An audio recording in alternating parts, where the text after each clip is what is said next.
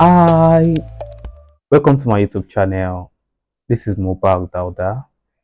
This channel, you'll be learning everything about data analytics, Power BI, Power Query, my lifestyle as a data analyst, and any career tips that will help you grow in your data career also.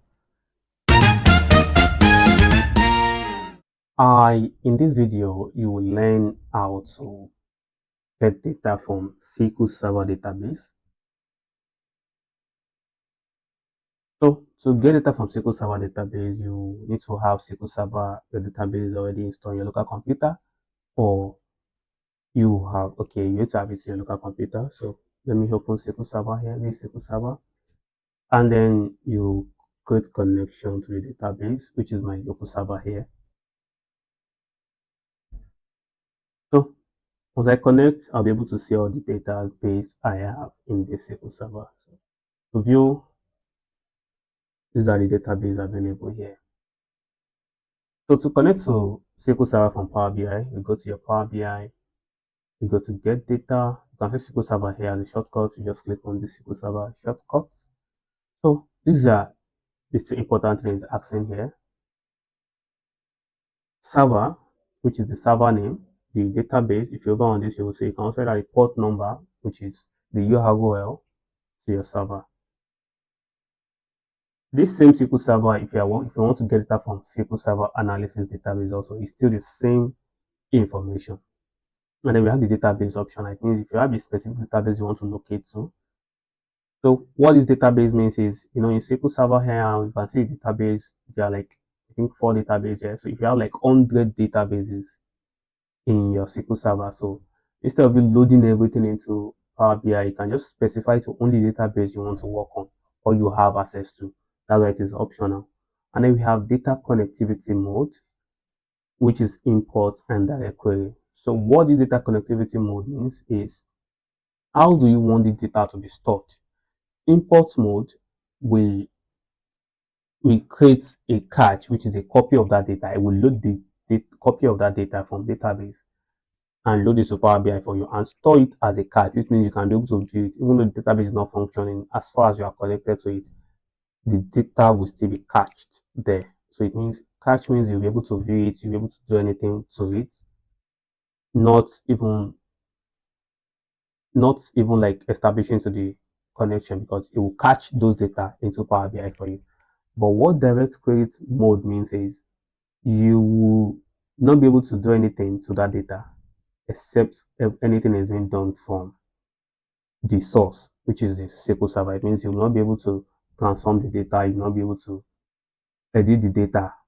You can only build a report with the data. Any transformation, any cleaning, any adjustment that needs to be done will be done in in the database. That's what direct query mode means. And we have this advanced option.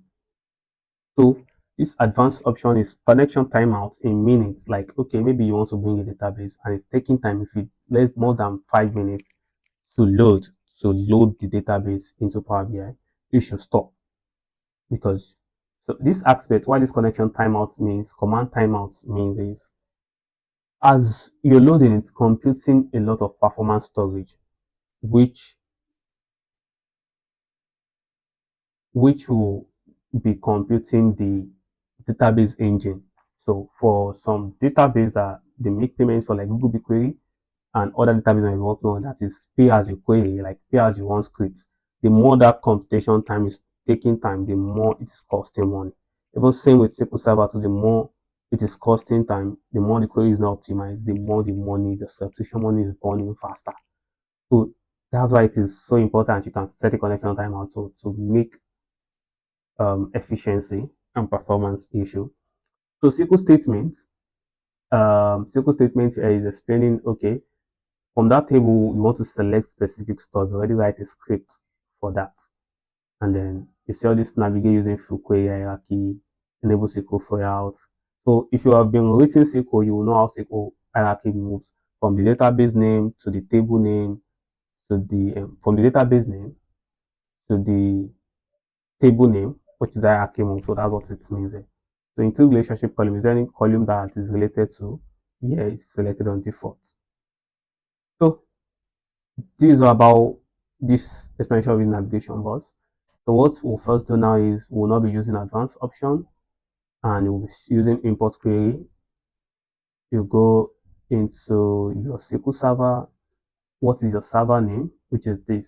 This is the server name here. Mobile PI slash SQL Express. In your own SQL Server, you might have other name you want to do. Just copy. For you to copy, you can click on this connect icon here and you copy this and go to Power BI, paste the server name. So because this is a local server, so in your home company, if it's organization account, you will not have this here. You might have a port number like 12127 point something, 122.0 something. It might be a port number. And the database name optional because I don't know the database I want to pick yet. And I'll select import mode because I want to be able to view all the data importing. I want to transform any other thing also. And you click on OK. So if you click on OK, you can see it has located to that server and it has go and check all the database available in that server. If you go back to the server here, you can see I have 4 databases. 1, 2, 3, 4. If you go to Power BI, you can see it has bring in. So it's asking me that which of these databases I want to select. So I can say, okay, I want to select maybe farm data set here. I want to bring in every table in the farm data set. Or I want to bring, let me say, location only in this farm data set. Now click on transform. I click on load. Let me load. Don't think there is transformation here. So I'll click on load. Once I load it, it will bring the data into Power BI for me. So that's how you bring data into Power BI from SQL Server. This is all for this video today. So in the next video, we'll talk about the advanced option of how you can get data from SQL Server or any other databases also into Power BI using the advanced option. So see you in the next video. Bye. Thank you for watching. If you enjoyed the video, kindly give me a follow, like, subscribe, click on the bell icon so you get notified when a video drops. Nice having you here. Bye.